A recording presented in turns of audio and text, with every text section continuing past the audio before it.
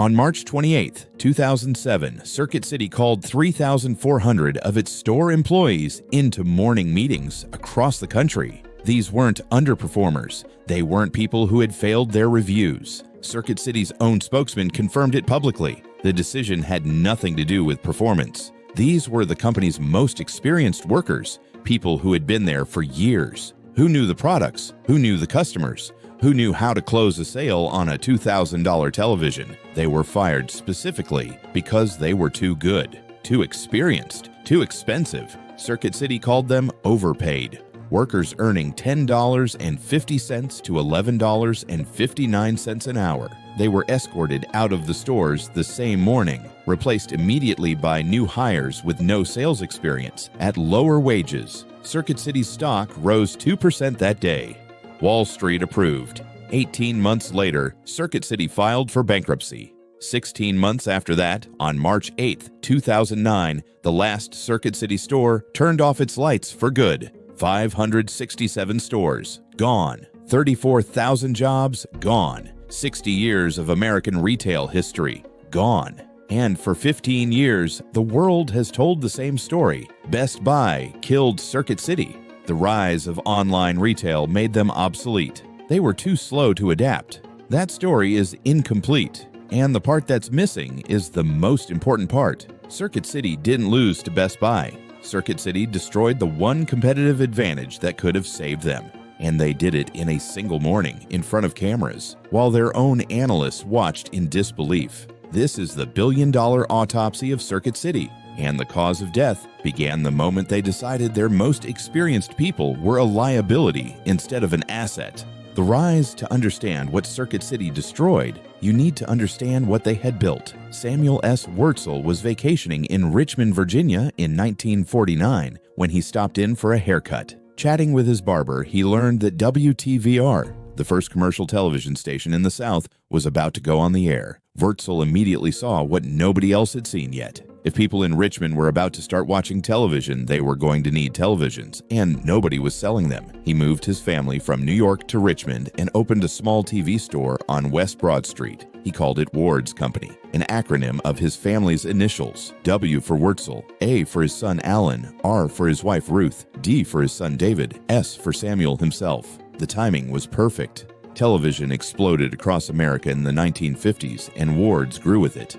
By the late 1950s, they had expanded into home appliances. By the 1970s, they had pioneered a format that would define American retail for decades: the consumer electronics superstore. The company renamed itself Circuit City in 1966 and went public. What followed was one of the most remarkable growth stories in American retail history. Circuit City didn't just sell electronics. They built a customer experience around expertise. Salespeople who knew the products inside out, showroom floors designed for demonstration, a commission-based structure that rewarded knowledge and performance. The idea was simple. Buying a television or a stereo system is a complex decision. People want guidance from someone who actually understands what they're purchasing. It worked. Through the 1980s, Circuit City was the dominant consumer electronics retailer in America. Their stock was the best-performing stock on the New York Stock Exchange throughout the entire decade,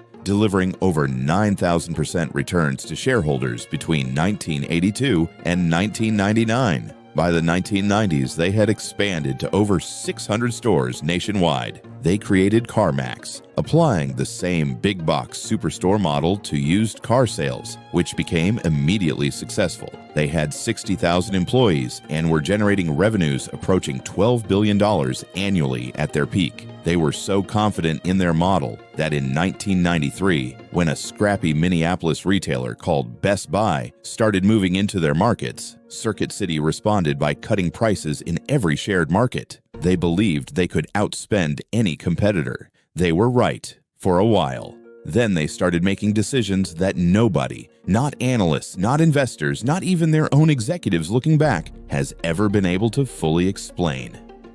The warning signs. The first warning sign came in the year 2000. And it wasn't from a competitor, it was a self-inflicted wound. Circuit City's new CEO, Alan McCullough, looked at the appliance business and made a decision that stunned the industry. He ordered the company to stop selling large appliances entirely. Refrigerators, washing machines, dryers, all of it gone. The reasoning seemed logical at the time. Appliances had thin margins, required expensive delivery logistics, and were facing growing competition from Home Depot and Lowe's. Cut the complexity, focus on high-margin consumer electronics.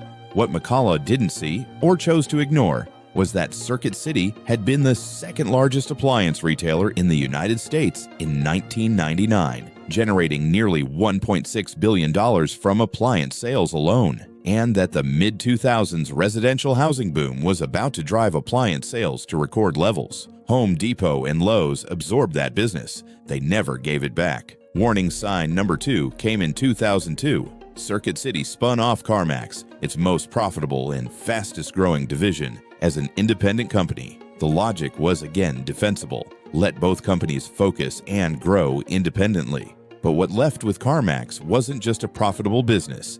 It was management talent. The executives who had built CarMax were among Circuit City's best operators. When CarMax was spun off, they went with it. Circuit City had just divested its most profitable asset and much of its strongest leadership team in the same transaction. Warning sign number 3.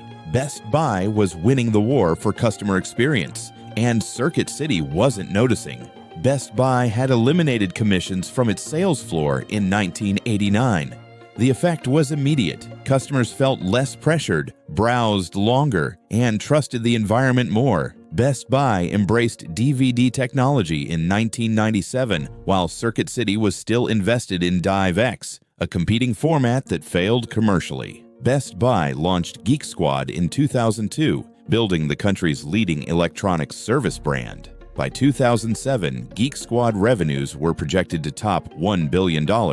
Circuit City's response to each of these moves was to do nothing, then react late. They eliminated their commission sales force in 2003, 14 years after Best Buy. They launched their own tech service brand, FireDog, in 2006, 4 years after Geek Squad, when the battle for that market was already over. By 2007, Best Buy had been named Retailer of the Year by Forbes magazine. They had 600 stores, a China expansion, and a service business approaching $1 billion in revenue. Circuit City had falling sales, a weakening customer service reputation, a diluted product mix, and an executive team that had just decided the solution to all of it was to fire their most experienced people.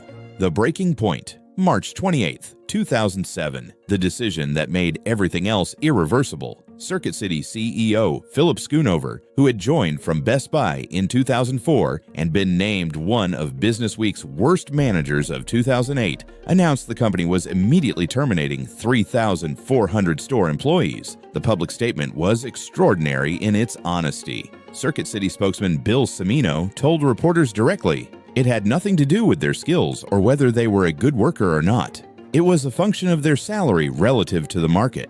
That is, they were being paid too much. These workers were earning between $10.50 and $11.59 an hour. The average retail sales wage at the time was $11.14. Circuit City had decided that anyone earning above the market average, regardless of how many years of product knowledge and customer relationships that premium represented, was a cost to be eliminated. The workers were called into morning meetings. They were informed they were terminated. They were escorted out of the stores immediately. They received 4 weeks of severance. They were told they could reapply for their own jobs after a 10-week waiting period, at lower wages, starting over. The stated goal was to save $110 million that year and $140 million annually going forward. What Circuit City was actually doing was dismantling the one thing that differentiated them from every other electronics retailer in America. Consumer electronics in 2007 was not a simple product category.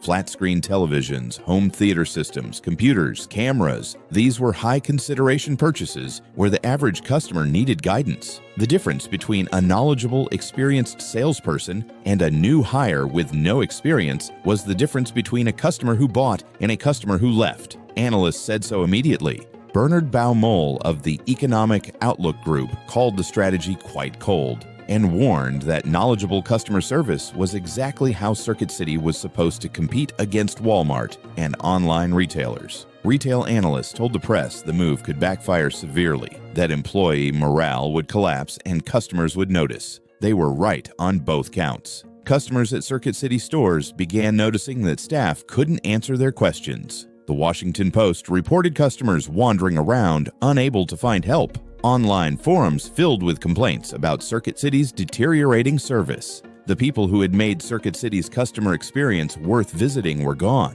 replaced by minimum wage new hires who were instructed to start immediately with no sales experience required. Meanwhile, Best Buy continued to invest in their people. Geek Squad continued to grow. The contrast between the two companies became visible to every customer who walked into both stores. The collapse. The 2007 layoffs didn't kill Circuit City alone. They removed the last defense against everything that was coming. In 2007, Circuit City reported a net loss of $11.8 million for the fiscal year ending February 28th, their first annual loss in years. They lowered their revenue guidance twice in a single year. The company was bleeding, and they had just fired the people whose expertise was supposed to stop the bleeding. Then came 2008. The financial crisis, the Great Recession. Consumer electronics is one of the most discretionary categories in retail. When families tighten budgets, the flat-screen television is the first thing to go. Circuit City's revenue collapsed as the recession deepened. They tried to respond. In November 2008, they announced the closure of 155 stores and the layoff of another 17% of their workforce. Corporate headquarters in Richmond saw 500 to 800 employees cut in a single week. On November 10, 2008, Circuit City filed for Chapter 11 bankruptcy protection. The bankruptcy filing revealed the full extent of the damage. Circuit City still owed over $100 million to Sony and Hewlett-Packard, two of their key suppliers. Vendors who hadn't been paid stopped shipping product. A retailer that can't receive inventory can't sell anything. A buyer was needed to save the company. Ricardo Salinas Pliego, the Mexican billionaire who owns TV Azteca, expressed interest. Two other unidentified groups circled the company, but the debt, the vendor relationships, and the deteriorating market made a viable acquisition impossible. No buyer emerged. In January 2009, Circuit City announced total liquidation. The going out of business sales began. Customers came to buy electronics at discount from a store they had visited their entire lives. On March 8, 2009, the last Circuit City store turned off its lights. 567 stores, 34,000 employees, 60 years of American retail history. The Circuit City brand name was later purchased by Systemax for $14 million and relaunched as an online retailer. It was merged into another brand in 2012. The name that had once represented $12 billion in annual revenue was sold for $14 million and disappeared into the internet. Time to open the body. The Autopsy 3 causes of death, all documented, all preventable, all the result of choices, not circumstances. Cause of death, -1. Between 2000 and 2003, Circuit City made 3 decisions that each removed a core competitive asset. They exited the appliance category worth $1.6 billion in annual sales, spun off CarMax and the management talent that built it, and eliminated their commission sales force. The expertise-based selling model that had defined the brand for 50 years. Each decision was defensible in isolation. Together, they systematically dismantled every structural advantage Circuit City had over competitors. By the time the 2007 layoffs arrived, there was no foundation left to defend. You cannot cut your way to competitiveness when what you're cutting is the reason customers chose you. Cause of death, -2. The March 2007 decision to fire 3,400 experienced employees and replace them with lower-wage new hires is one of the most studied strategic failures in American retail history. Circuit City saved an estimated $110 million in year 1. What they destroyed was incalculable. Years of product expertise, established customer relationships, employee morale across the entire organization, and the service quality differential that justified Circuit City's existence as a mid-price electronics retailer competing against Walmart, Amazon, and Best Buy. The Washington Post headline, "Circuit City Cuts 3,400 Overpaid Workers," became a symbol of corporate self-destruction. Customers noticed immediately. Analysts warned immediately. The company's own stock told the story. The 2% gain on March 28, 2007 was followed by a complete collapse within 18 months. Cause of death, -3. Best Buy eliminated commissions in 1989. Circuit City eliminated commissions in 2003. 14 years later, Best Buy launched Geek Squad in 2002. Circuit City launched Fire Dog in 2006. 4 years later, after the market was already decided. Best Buy embraced DVD in 1997. Circuit City invested in DiVX, a competing format that failed. At every strategic inflection point in the consumer electronics market, Circuit City's response was to react rather than anticipate. The result was permanent second-mover disadvantage in every category that mattered. A company that was genuinely first in consumer electronics retail ended its existence perpetually chasing a competitor it had once dominated and never caught them in a single race. It entered late. The lesson: here is what the Circuit City Autopsy teaches that gets overlooked in every business school version of this story.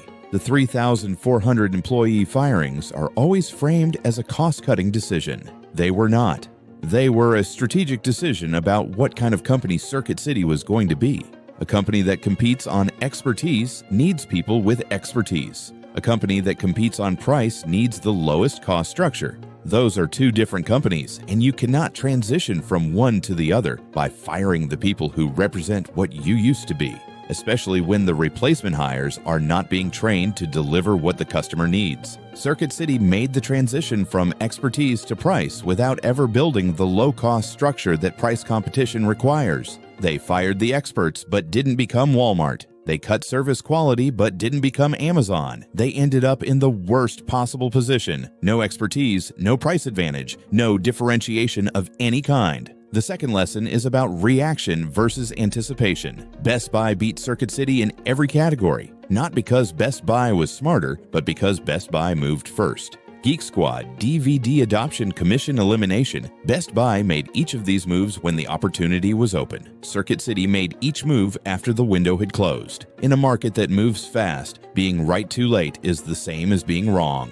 The third lesson is the hardest one. When Circuit City fired those 3,400 employees in March 2007, customers were watching. The employees who weren't fired were watching. The message sent to every person connected to that company, worker, customer, supplier, was that Circuit City valued cost over quality, that short-term savings mattered more than long-term relationships. Companies communicate their values through their decisions, not their mission statements. Circuit City's decision communicated exactly who they had become, and the market responded accordingly. If this autopsy changed how you think about Circuit City, or about what your company's decisions are actually communicating, the subscribe button is right there. A new case opens every week. Next on the table, Kodak. The company that invented digital photography in 1975 in their own laboratories with their own engineers, on their own budget, then locked it in a filing cabinet for 20 years because they were afraid it would hurt their film business.